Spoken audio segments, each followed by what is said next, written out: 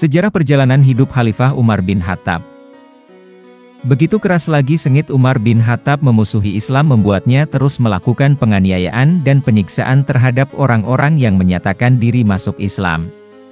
Betapa geramnya Umar bin Khattab saat mendapati tidak kian berkurangnya orang-orang Quraisy yang menyatakan diri menjadi pengikut Rasulullah Shallallahu Alaihi Wasallam setiap hari, melainkan terus bertambah-tambah. Mereka seperti tak takut dengan ancaman mengerikan yang diberikan Umar bin Khattab, Abu Jahal, dan para pembesar Quraisy lainnya. Bahkan, kematian Samiyah Ummu Ammar karena siksaan Abu Jahal tidak juga menyurutkan semangat dan tekad mereka untuk menjadi pengikut Rasulullah Shallallahu Alaihi Wasallam. Mereka menyatakan siap mati untuk membela kebenaran yang telah mereka dapatkan dari ajaran Rasulullah Shallallahu Alaihi Wasallam. Umar bin Khattab sesungguhnya mengenal baik Muhammad Shallallahu Alaihi Wasallam.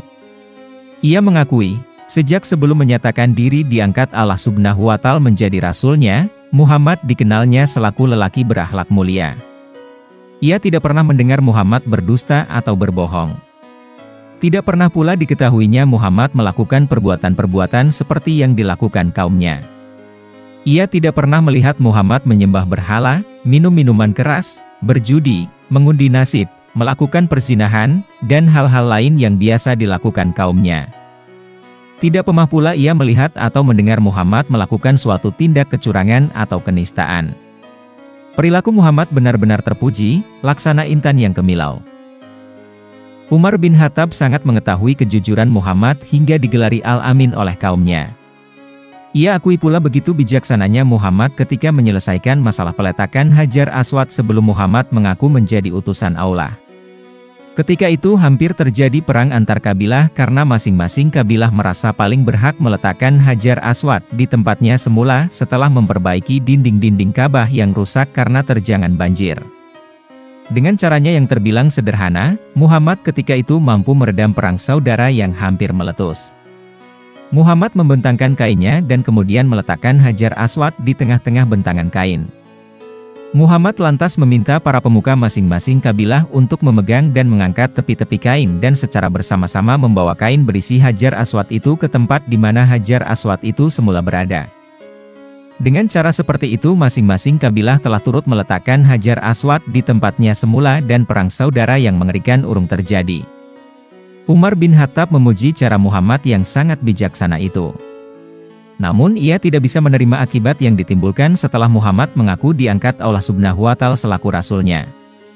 Karena ajakan Muhammad, persatuan dan kebersamaan di antara orang-orang Quraisy menjadi terpecah-pecah.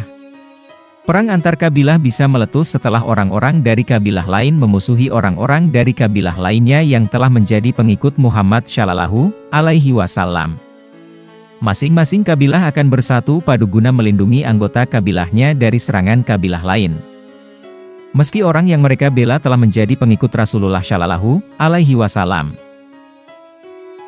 Umar bin Khattab seperti tak habis mengerti mengapa orang-orang Quraisy itu tetap bersikeras memasuki Islam.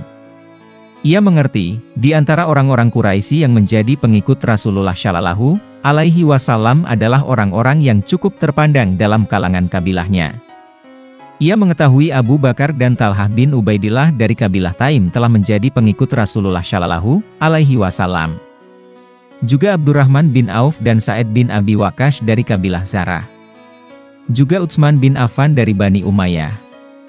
Juga Abu Ubaidah bin Jarrah dari Bani Fihr bin Malik. Juga Zubair bin Awam dari kabilah Bani Asad. Juga Hamzah bin Abdul Muttalib yang seperti Muhammad Shallallahu Alaihi Wasallam dari Bani Hashim.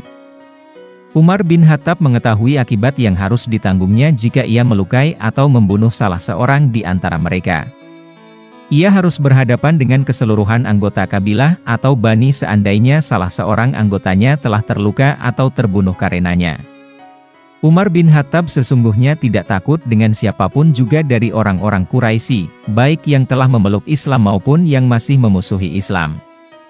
Sama sekali ia tidak gentar dengan Hamzah bin Abdul Muttalib yang juga ternama dengan kegagahannya itu. Namun, bagaimana jika Bani Hashim menuntut bela jika ia berhasil mengalahkan Hamzah bin Abdul Muttalib? Tentu kabilahnya, Adi bin Ka'ab, tidak bisa diam berpangku tangan jika dirinya dimusuhi Bani Hashim. Jika itu yang terjadi, bukankah perang saudara antar kabilah tidak bisa terelakkan? Umar bin Khattab tidak ingin melihat terjadinya pertumpahan darah di antara kabilah dalam masyarakat Quraisy. Seumur hidup ia telah berusaha keras menyatukan kabilah-kabilah itu demi kejayaan dan keagungan Quraisy. Namun, mendiamkan Muhammad Shallallahu Alaihi Wasallam terus-menerus menyerukan ajakannya hingga kian hari kian banyak yang menjadi pengikutnya juga tidak bisa didiamkannya. Ia merasa harus bertindak. Ia harus menghentikan semua itu. Karena menurutnya pangkal kerusuhan di kalangan masyarakat Quraisy itu terletak pada diri Muhammad Shallallahu Alaihi Wasallam, maka setelah dipikirkannya baik-baik, menguat kemudian niatnya untuk membunuh Rasulullah Shallallahu Alaihi Wasallam. Umar bin Khattab akan membunuh Rasulullah Shallallahu Alaihi Wasallam tanpa mempedulikan kemarahan Bani Hashim di kemudian hari. Bukankah Abu Jahal yang merupakan petinggi Bani Hashim juga kukuh berdiri di belakang dan mendukungnya? Seandainya ia berhasil membunuh Rasulullah Shallallahu Alaihi Wasallam, tidak semua anggota Bani Hashim akan menyerang dan memusuhinya. Di antara mereka sendiri banyak yang menjadi penentang Muhammad Shallallahu Alaihi Wasallam. Bahkan, kabilah-kabilah lain juga pasti akan turun membantunya karena selama itu mereka juga telah dipusingkan ulah Muhammad Shallallahu Alaihi Wasallam. Sebagian anggota Bani Hashim tentu akan sangat kesulitan jika harus menghadapi persatuan bani-bani lain dalam masyarakat Quraisy. Niat dan tekad Umar bin Khattab kian menguat. Segera disiapkannya pedang tajam kebanggaannya. Ia akan bunuh Rasulullah Shallallahu Alaihi Wasallam demi kembalinya keutuhan dan persatuan di antara kaum Quraisy yang telah terpecah-pecah sejak Muhammad Shallallahu Alaihi Wasallam menyatakan dirinya selaku utusan Allah. Thank you for watching.